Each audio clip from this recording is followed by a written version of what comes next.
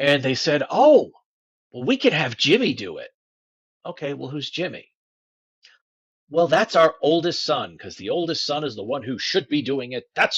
We morally have to do that. And he said, "Well, how good is Jimmy with money?" He's like, "Well, I suppose he's okay ever since he got out of prison."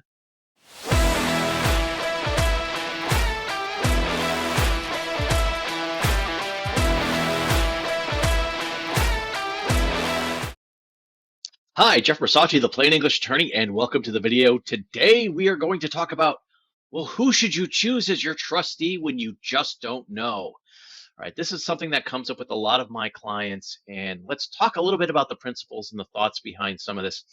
First thing, I always tell my clients this: don't do any of this co-trustee stuff.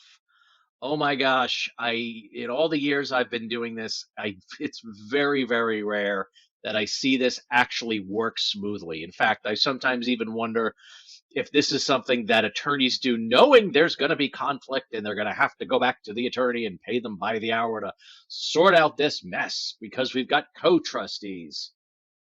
Okay, when you end up putting multiple people in charge of the same thing with no clear person who is going to be there to make that sole decision, it just ends up often just becoming a mess. So, uh, one of the things that I end up seeing, especially if it's, say, it's three kids, let's make them all co-trustees. It's going to spread the work around and they'll get along. Everything will be fine. And it doesn't. What typically happens if you've got three co-trustees is two of them are going to gang up on the third, and therefore it's just totally not what they intended. Or if we have to make it unanimous, now you need three people. Another thing that we're seeing is this big trend with financial institutions that if you've got co-trustees, they don't care if the document actually says, yeah, only one co-trustee has to sign paperwork. No, they're going to make all of them sign. Well, why? And this makes sense, because if you have three co-trustees and they vote and two of them actually say, no, we're going to do A, the third one says, oh, no, I want to do B, and then they run to the bank and do B. And now suddenly the bank is getting drawn into this big controversy because, hey, the bank didn't say that they saw the vote of these three co-trustees and now therefore they're on the hook for some of this. No, no, no, they're just making them all sign everything. And I actually learned from a fellow attorney that if you have co-executors with probate, there are certain banks that just will not open an estate account. They will not do it if there are co-executors. And it's like, look, we're just not going to take that business. It's fine. All right. So yes, it ends up being quite a bit of a mess. If you think it's important for educational videos like this to get out there, then please help us out by subscribing to the channel. But then let's get right to the decision of who should be your trustee. So here's the general criteria that I lay out for my clients. First, it should be a person they trust, whose judgment they trust. They don't need to be financial experts, but they should be good with decisions on buying and buying things and spending money the right way. And probably most importantly, especially if there's going to be money being held for younger beneficiaries or beneficiaries that are just spendthrifts, they're just going to get money and spend it. And it's like, well, no, no, we want the trustee there. They need to have the ability to say no. They need to be able to tell the beneficiary, I'm sorry, that's not a worthwhile expenditure. So that's really the criteria for choosing a trustee. So how many should you have? I always push for my clients, at least have one person. If they can't do it, there's a backup. And then if they can't do it, all right, we've got a third just in case person. So we're looking at three people, but in succession, not together as co-trustees. So we've got three people that you've got lined up to do this, one person at a time. More often than we want to think, there are people that just don't have those people that they trust enough in their life, at least not enough to have three. One of the smart things to do anyway, if you do have, say, a special needs beneficiary, or a younger beneficiary that you just know they're going to have huge financial problems. Even if you've got your three people laid out, in the fourth position, we're going to have a professional. And this is where we're talking the heart of what we're going to talk about today is what should you do in those instances where you run out of the people you trust, whose judgment you trust. I hear from a lot of people, well, oh, a bank trust department. Well, wait a minute, that might not necessarily be the best thing. So let's go ahead and run through the list. First, again, people you trust, whose judgment you trust. Second in line, there are professional trust companies out there. That's what they do. They act as a trustee, they get paid for their time and services, and that's all they do is act as the trustee. So they're kind of first in line, they're professional. So I always get, well, wait a minute, how much do they charge? Look, it all really depends on their set schedule of fees. So how do they set those fees? Well, look, they're going to take a reasonable amount of money. Sometimes it's actually there are maximums that are set by law for what a trust company can charge.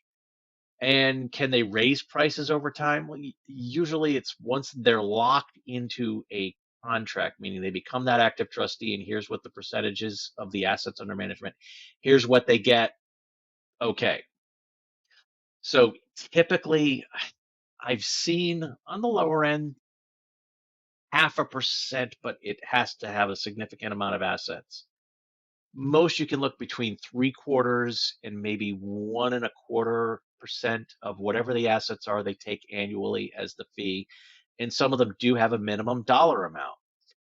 Okay, that could be a significant amount of money they're getting paid over time. There may be years where they don't have an awful lot to do, but okay, that's fine. They're the professional fiduciary. This is exactly what you want them to do is be that trustee.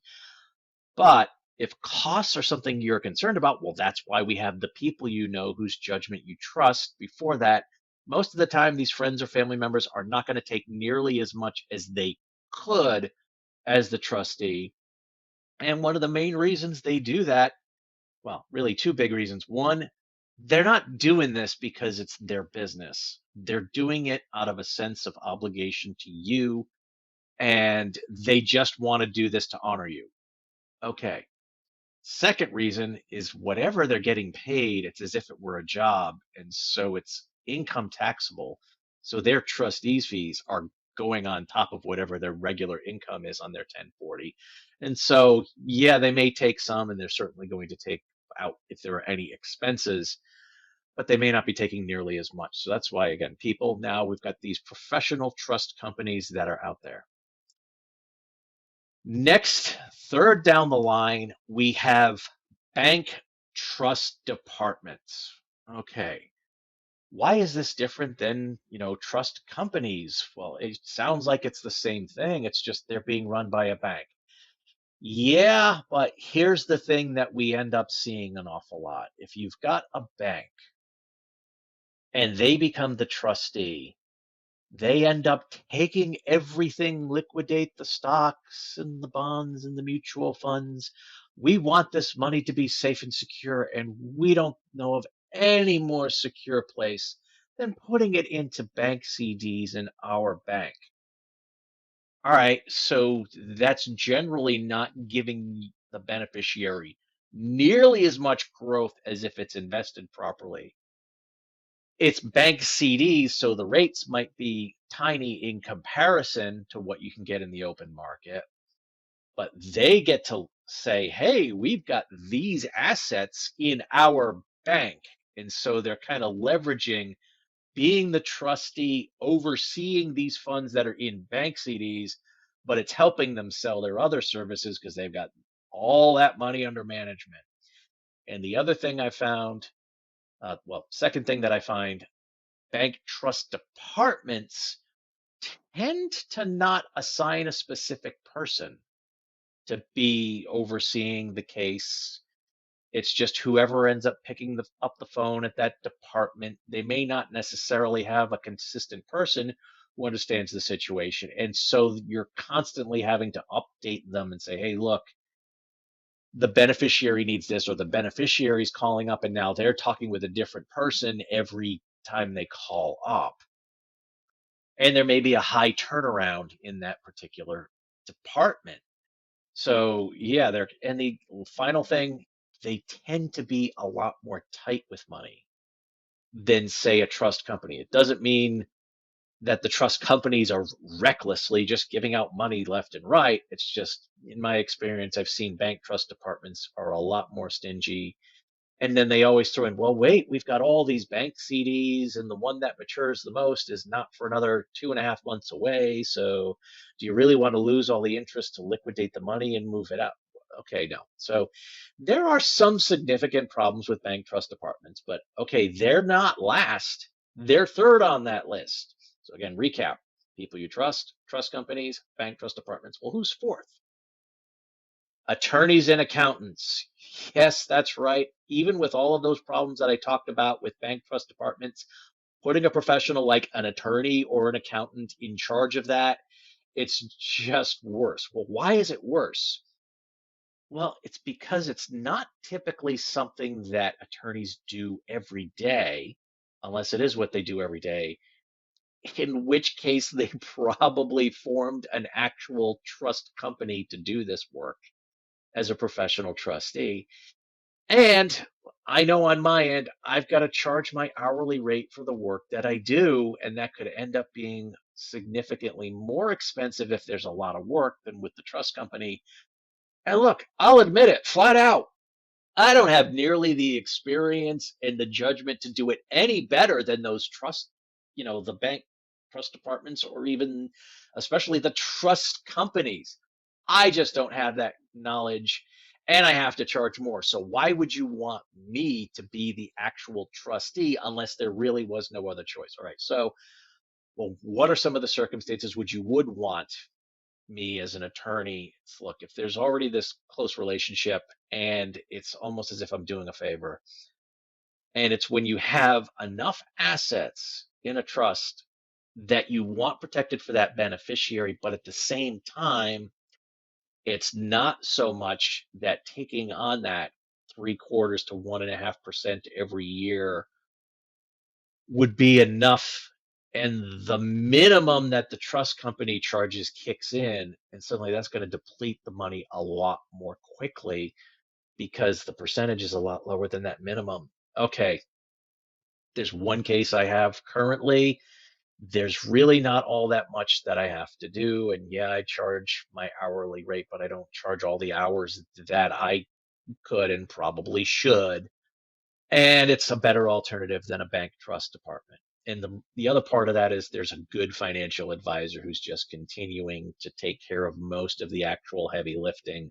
So most of the time, it's just me saying yes or no and writing the checks. Okay, fine. Well, after that, is there anybody? Yeah, it's naming your kids if you know they're not responsible. Why would you do that?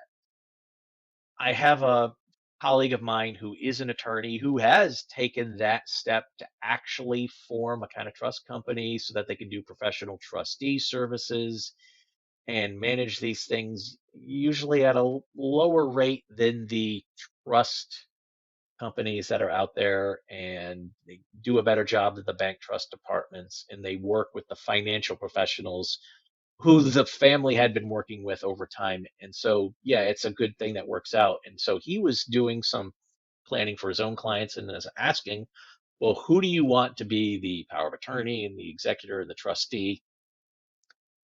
And they said, oh, well, we could have Jimmy do it. Okay, well, who's Jimmy? Well, that's our oldest son, because the oldest son is the one who should be doing it. We morally have to do that.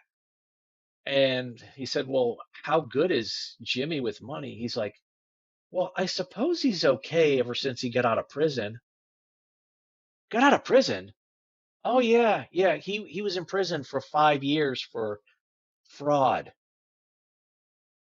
Okay. No. Just jumping to, well, let's name the kids and we'll go in order of age. And they're not going to be a person you trust, whose judgment you trust. You're just doing it out of a family obligation. Then you think that, well, I have to name the kids to be in charge of this stuff. No, you don't.